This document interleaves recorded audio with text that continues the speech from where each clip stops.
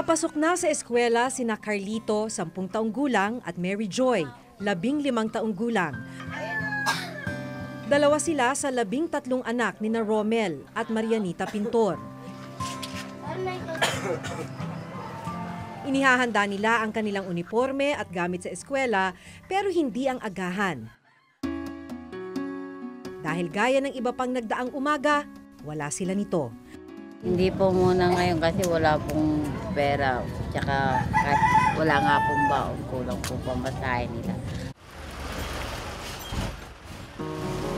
Dahil ilang metro lang ang layo ng kanilang bahay sa Rizal Sanitary Landfill.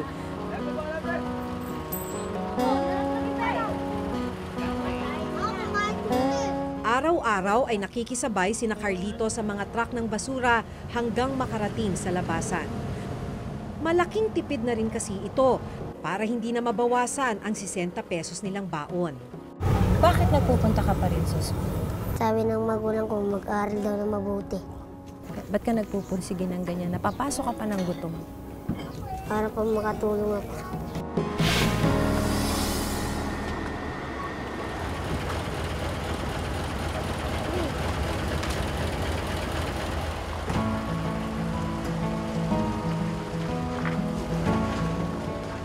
Pagbaba sa truck ng basura, kailangan pang sumakay ng jeep ni na Carlito at Mary Joy. Balikan ay 40 pesos ang nagagastos sa pamasahe nila. Kaya ang natitirang baong pambili ng pagkain, tig 10 piso na lang.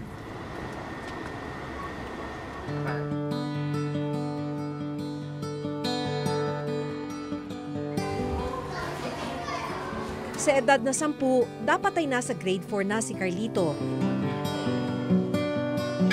Pero dahil hindi sila kayang pag-aralin ng sabay-sabay ng kanilang magulang, 2 taon siyang hindi nakapag-aral. 1, 2, 3, 4, 5, 6, 7, 8, 9, 10. Okay, Y and? Sa klase, kapansin-pansin ang pagiging tahimik ni Carlito. Kanina bakit ka nanghihina? Nangungutol po ako kanina. Wala pang laman tiyan ko.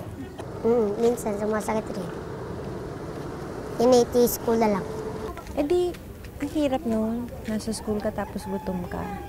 Pag ganina nga po, nahilo ako. Pag nagsusulat. Nang sumapit ang oras ng recess, kaunting sopas at isang hotdog ang inabot ng baon ni Carlito. Minsan, pag pumapasok po siya, matamlay. Parang walang gana sa walang gana sa pag-aaral. Kasi nga po, minsan nagsasabi, ma'am, wala po akong pera, wala po kaming baon.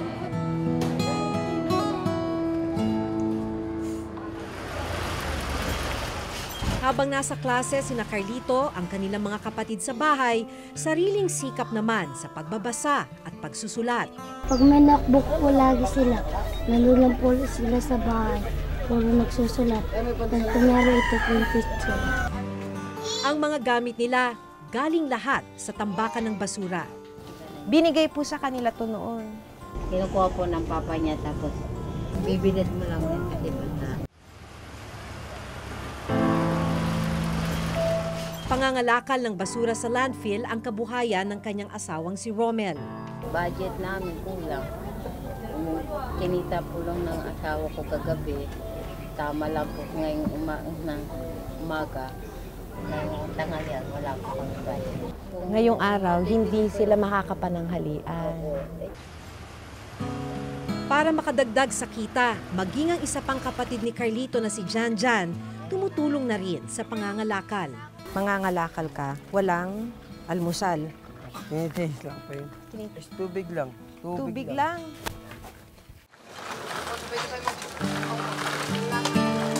Nito lang nakaraang taon, napilitang tumigil sa pag-aaral si Janjan dahil sa kahirapan. Para makakain, mamayang hapon, ilang kilo sana?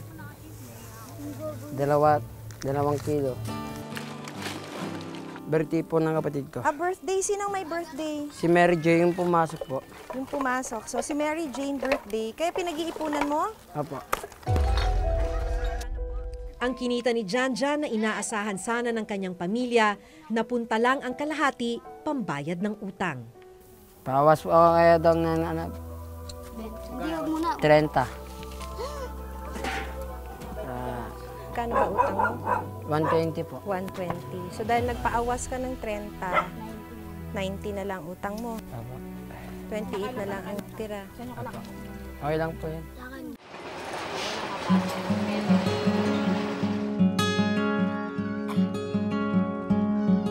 Hirap man sa buhay, sinisikap ni na Marianita na matugunan ang pangangailangan ng mga anak.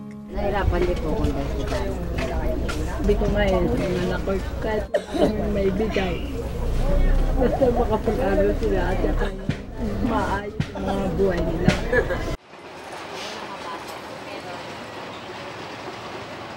Tanghaling tapat, dumating naman mula eskwela ang magkapatid na sina Carlito at Mary Joy. Si Carlito umiiyak. Masakit pa rin pala ang tiyan dahil sa gutom.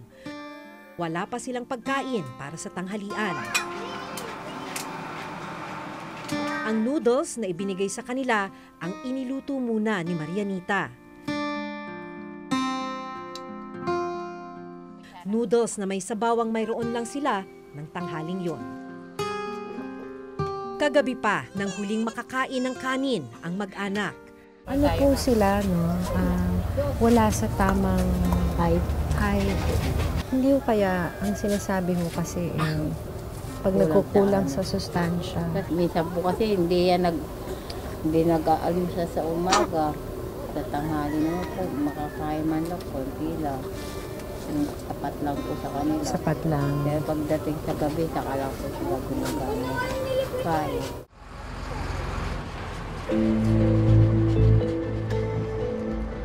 Hindi pa man nakakapahinga, agad umalis ng bahay si Carlito.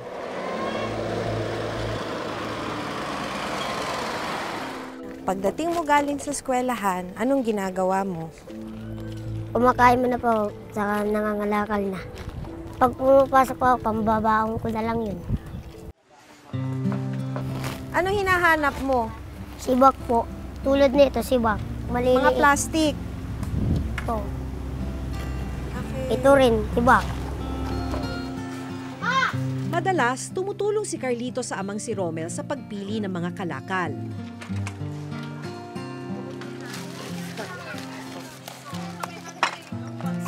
Ang mapagbebentahan ng mag-ama, ilalaan para sa hapunan ng pamilya. Palagay mo tayo magkano ka ngayong araw? 200. Yung 200 sapat na ngayong araw, ngayong gabi yan. Ay, hindi pa. Ha? Dali, may bibenta pa akong iba doon sa loob, sa bahay. May utang po ba siya sa inyo, si tatay? Meron pong, bali pa po ako dyan. Pag hindi malaki kinita, saka magawa sila kung gusto nila. Yan lang.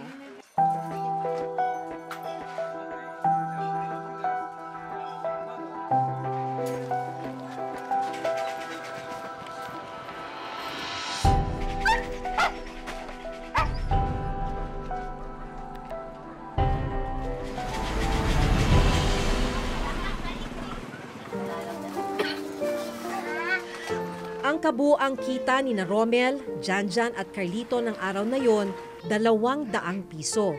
Na ipambili nila ito ng bigas at 4 na pirasong isda para sa hapunan.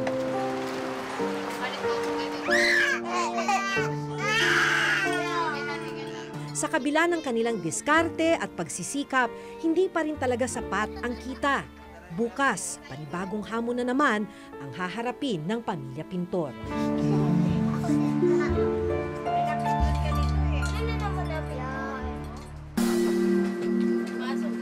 Kinabukasan, panibagong pakikipagsapalaran para sa pamilya Pintor.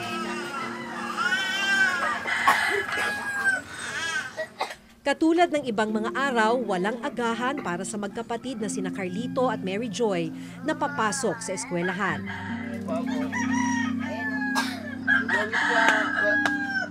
Paulit-ulit ang ganitong eksena sa kanilang magkapatid, papasok sa eskwela nang wala man lang laman ang tiyan. Ngayon, agahan yung mga bata. Wala po ngayon.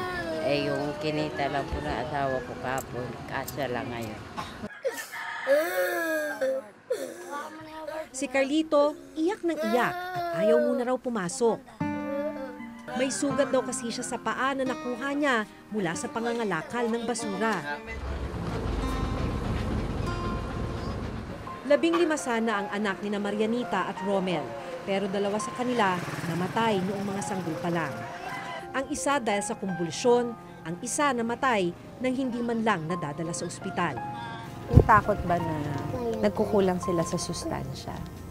Meron din po. Kasi po yung ayoko na po nangyari sa kanila yung nangyari sa anak ko na nawala.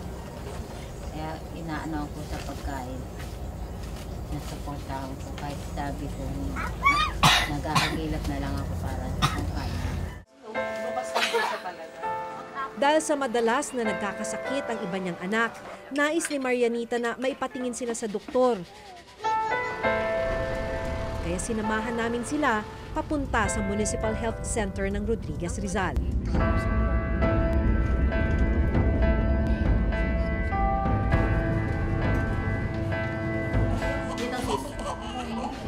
Maliban sa kumpirmasyong nakararanas ng undernutrition ang magkakapatid, may iba pang nakitang problema ang doktor.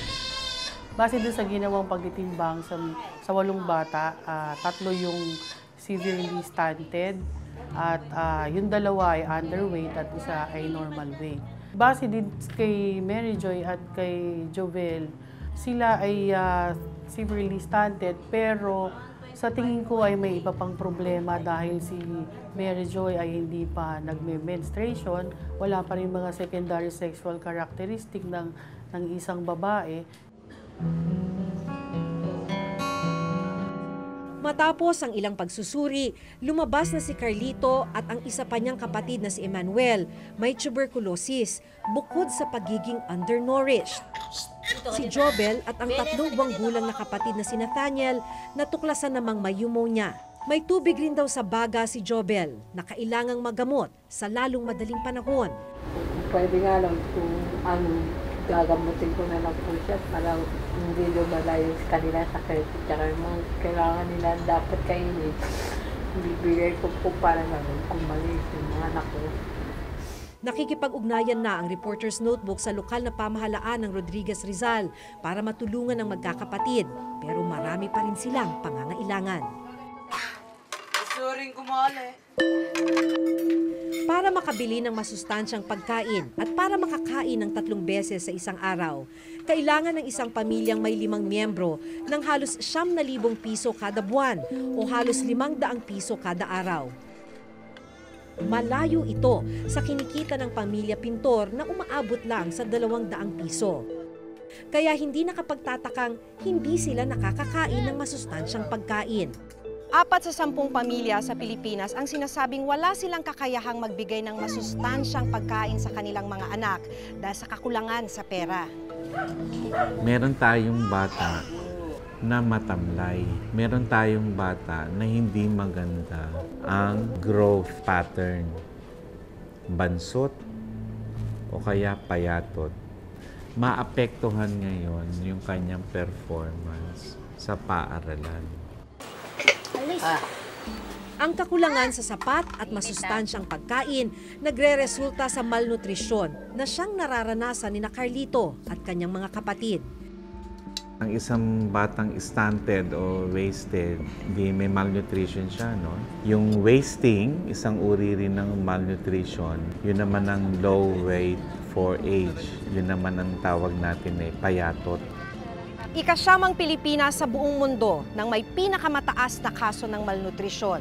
3.6 million sa ating mga kabataan ang tinatawag na stunted o hindi akma ang edad.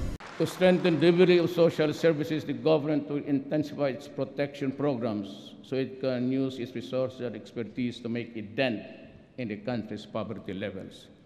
But now, I have decided to direct the DSWD to provide the rice subsidies to the poorest of the families, at least para makakain lang, every month.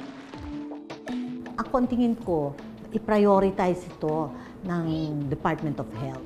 Tapos i-promote ang pure breastfeeding up to 2 years of age. Hayaan natin ang mga nanay ang kumain at maging malusog para sila magkagatas.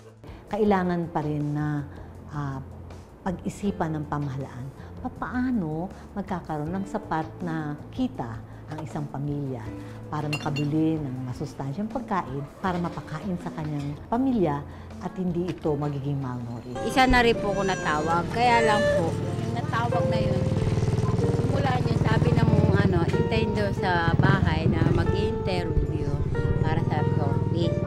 Pero hanggang ngayon po wala po.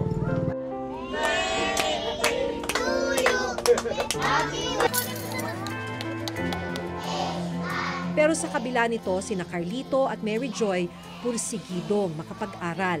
Ito na lang din kasi ang nakikita nilang pag-asa para makaahon sa kahirapan.